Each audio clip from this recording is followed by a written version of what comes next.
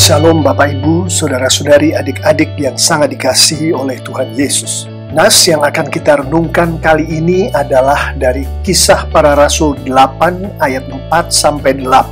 Adapun tema yang akan kita renungkan dari nas ini adalah mewartakan Injil, sumber sukacita. Mari kita mulai renungan kita ini dengan membaca nas kita ayat demi ayat. Kisah Para Rasul 8 ayat 4. Mereka yang tersebar itu menjelajah seluruh negeri itu sambil memberitakan Injil. Ayat 5. Dan Filipus pergi ke suatu kota di Samaria dan memberitakan Mesias kepada orang-orang di situ. Ayat 6.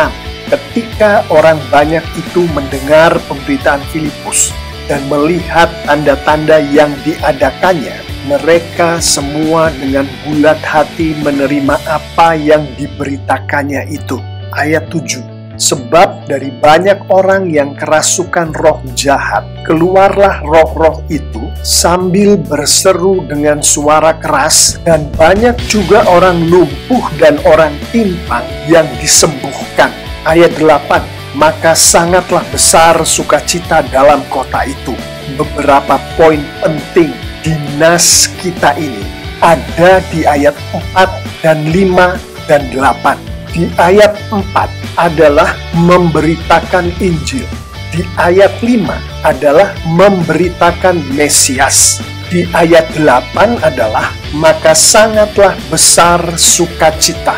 Dari poin-poin penting ini, salah satu penafsiran dari nas kita kali ini adalah sebagai berikut.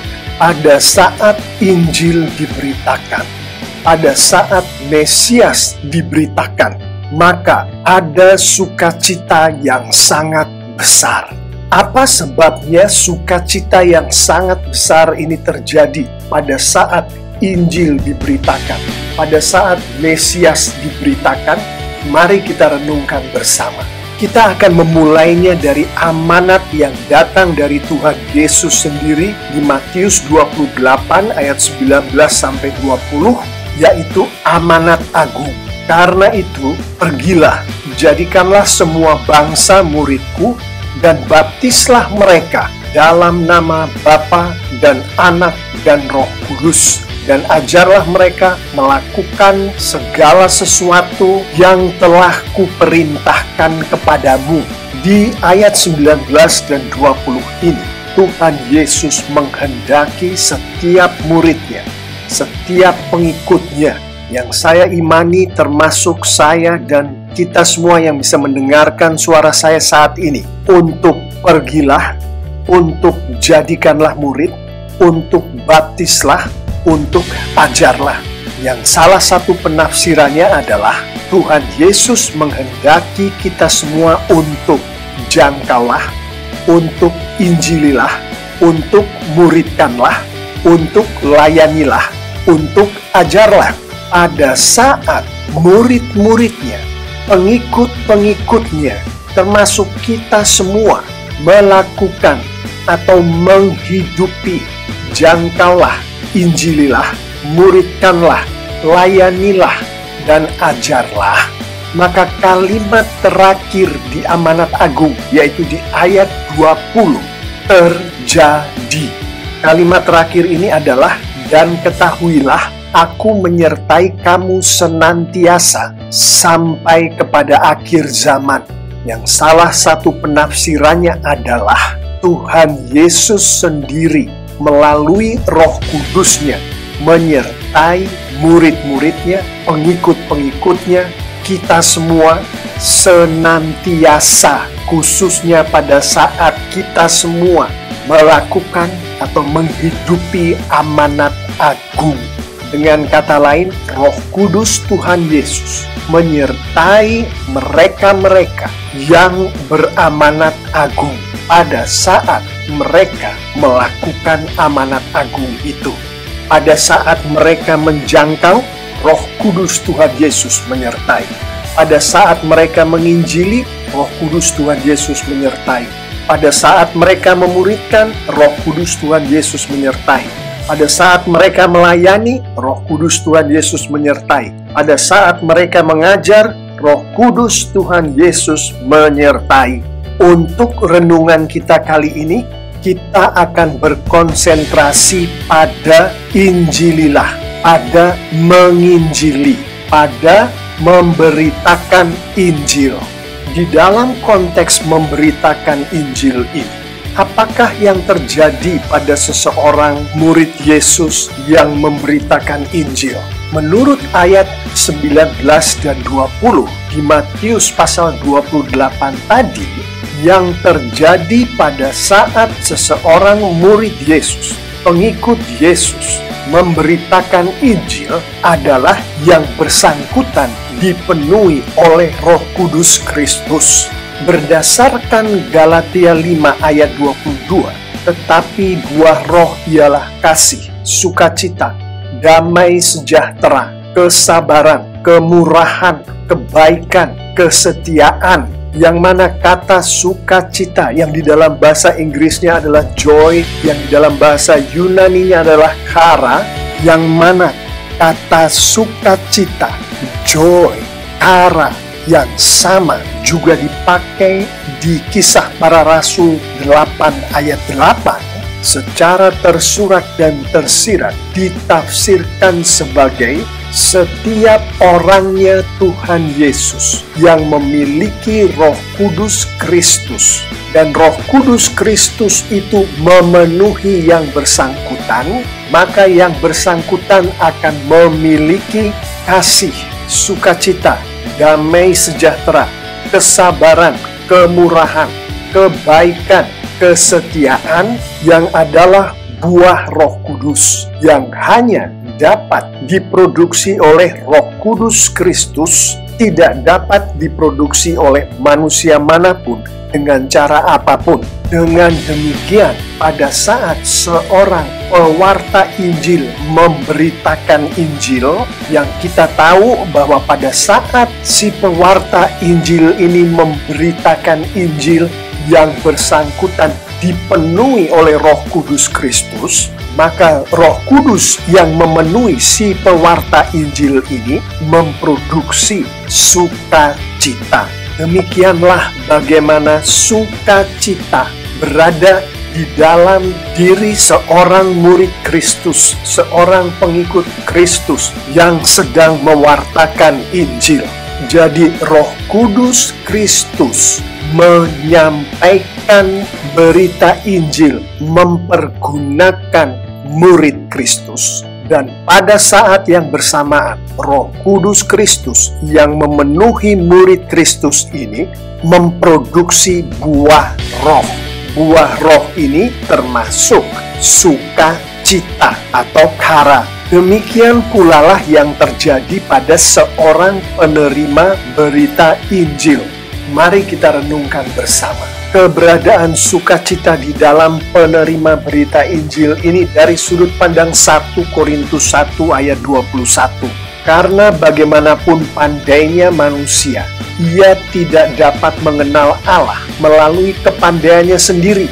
Ia, Tuhan, berkenan menyelamatkan orang-orang yang percaya kepadanya melalui berita yang kami wartakan secara tersurat dan tersirat. Kita mengetahui dari salah satu penafsiran yang ada, yang dari Alkitab Bahasa Indonesia versi Bahasa Indonesia sehari-hari ini, menunjukkan bahwa pada saat Tuhan berkenan menyelamatkan seseorang melalui berita yang kami wartakan, yang dimaksud berita yang kami wartakan di sini adalah Injil, maka Tuhan berkenan membuat seseorang ini untuk percaya kepada Tuhan, percaya kepada Injil, percaya yang di dalam bahasa Yunaninya adalah pistis. Menurut Galatia 5 ayat 22 adalah buah roh. Percaya hanya dapat diproduksi oleh Roh Kudus. Percaya tidak dapat diproduksi oleh manusia manapun dengan cara apapun. Dengan demikian, pada saat seorang penerima berita Injil dibuat oleh Tuhan untuk percaya, maka orang yang bersangkutan ini dipenuhi oleh Roh Kudus Tuhan. Jadi Roh Kudus Tuhan ini yang memenuhi diri si penerima berita Injil ini membuat orang yang bersangkutan percaya pada Injil, dan pada saat yang bersamaan Roh Kudus Tuhan ini memproduksi sukacita. Demikianlah seorang penerima berita Injil memiliki sukacita di dalam dirinya. Itulah yang terjadi di ayat 4, 5, dan 8 ini. Pada saat Injil diberitakan, pada saat Mesias, pada saat Kristus diberitakan, baik si pewarta berita Injil maupun si penerima berita Injil mengalami sukacita yang sangat besar. Sukacita yang diproduksi oleh Roh Kudus pada saat Roh Kudus berada di dalam diri si pewarta berita Injil, dan pada saat Roh Kudus berada di dalam diri si penerima berita Injil. Demikianlah Bapak, Ibu, Saudara-saudari, adik-adik yang sangat dikasihi oleh Tuhan Yesus. Bagaimana mewartakan Injil adalah sumber sukacita. Di mana Injil itu diwartakan, ada sukacita yang sangat besar pada si pewarta dan pada si penerima berita Injil. Saya akan menutup renungan kita kali ini dengan poin-poin penting berikut. Poin berikut ini adalah dari Kisah Para Rasul 8 ayat 7. Sebab dari banyak orang yang kerasukan roh jahat, keluarlah roh-roh itu sambil berseru dengan suara keras, dan banyak juga orang lumpuh dan orang timpang yang disembuhkan. Berdasarkan pada yang kita renungkan tadi, kita mengetahui bahwa adanya sukacita yang besar itu bukanlah akibat langsung dari keluarnya roh-roh jahat itu. Bahwa adanya sukacita yang besar itu bukanlah akibat langsung dari orang lumpuh dan orang timpang yang disembuhkan. Karena firman Tuhan yang kita renungkan tadi menunjukkan kepada kita dengan jelas bahwa sukacita yang adalah buah Roh Kudus hanya dapat diproduksi oleh Roh Kudus, bukan oleh perasaan seseorang yang merasa bergembira karena roh-roh jahat dikeluarkan dari dirinya, bukan karena perasaan seseorang yang bergembira karena kelumpuhan dan ketimpangannya disembuhkan, tetapi oleh Roh Kudus Tuhan yang berada pada diri seseorang yang memiliki sukacita itu karena yang bersangkutan menerima berita Injil. Yang dari renungan kita tadi, si penerima berita Injil yang karena dipenuhi oleh Roh Kudus Tuhan percaya pada berita Injil ini, Roh Kudus Tuhan yang ada di orang ini memproduksi sukacita. Demikianlah maka sangatlah besar sukacita dalam kota itu seperti yang dinyatakan di ayat 8. Saya akan menutup bagian penutup ini dengan beberapa pertanyaan. Jika kita mengetahui bahwa pemberitaan Injil baik bagi si pewarta maupun si penerima berita Injil ini yang oleh karena karya dari Roh Kudus Tuhan yang berada di dalam baik si pewarta maupun si penerima berita Injil ini memiliki sukacita, mengapakah di hari-hari ini kita jarang mendengar kata sukacita dihubungkan dengan penginjilan? Tidakkah kita mengerti bahwa manusia tidak dapat memproduksi sukacita? Hanya Roh Kudus yang dapat memproduksi sukacita, karena sukacita adalah buah roh.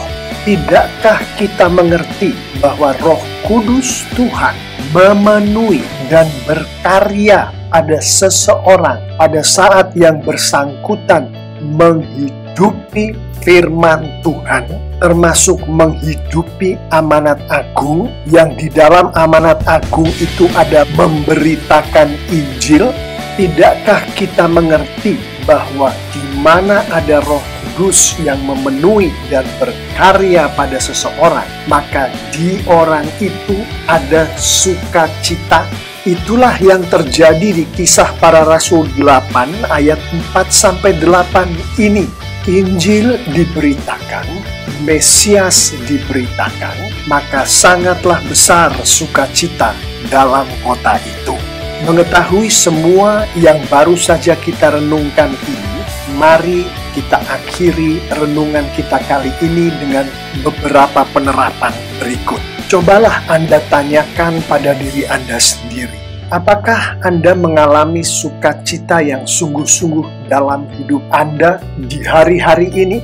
Jika tidak, janganlah mencari-cari sukacita ini dengan cara memenuhi kebutuhan kedagingan Anda, seperti mengumpulkan harta dan menumpuk kekuasaan. Jika Anda tidak memiliki sukacita ini di dalam kehidupan Anda sehari-hari, berdoalah meminta Tuhan memberikan kepada Anda kesempatan untuk menghidupi amanat agung. Berdoalah meminta Tuhan untuk memberikan kepada Anda kesempatan untuk memberitakan Injil. Dengan demikian, penerapan pertama untuk kita hidupi hari lepas hari dari renungan kita kali ini adalah berdoalah memohon kepada Roh Kudus Tuhan, agar Roh Kudus Tuhan memberikan kemampuan kepada Anda untuk menghidupi amanat agung, untuk memberitakan Injil. Dan untuk penerapan terakhir dalam renungan kita kali ini adalah berdoalah memohon kepada Roh Kudus Tuhan untuk Roh Kudus Tuhan memenuhi diri Anda dan berkarya di dalam diri Anda, menghasilkan buah Roh Kudus, termasuk sukacita di dalam kehidupan Anda hari lepas hari. Bapak, Ibu, Saudara-saudari, adik-adik yang sangat dikasihi oleh Tuhan Yesus, saya mengimani jika kita semua murid-murid Kristus, pengikut-pengikut Kristus, menghidupi nas yang kita renungkan kali ini lengkap dengan penerapan-penerapannya, maka Tuhan kita semakin dimuliakan dengan luar biasa. Alkitab secara tersurat dan tersirat menunjukkan kita pengikut-pengikut Kristus yang dipakai oleh Tuhan untuk Tuhan memuliakan dirinya, yang dalam konteks ini adalah dengan kita menghidupi amanat agung, kita menghidupi pemberitaan Injil Tuhan, pasti semakin diberkati oleh Tuhan dengan luar biasa pula. Amin.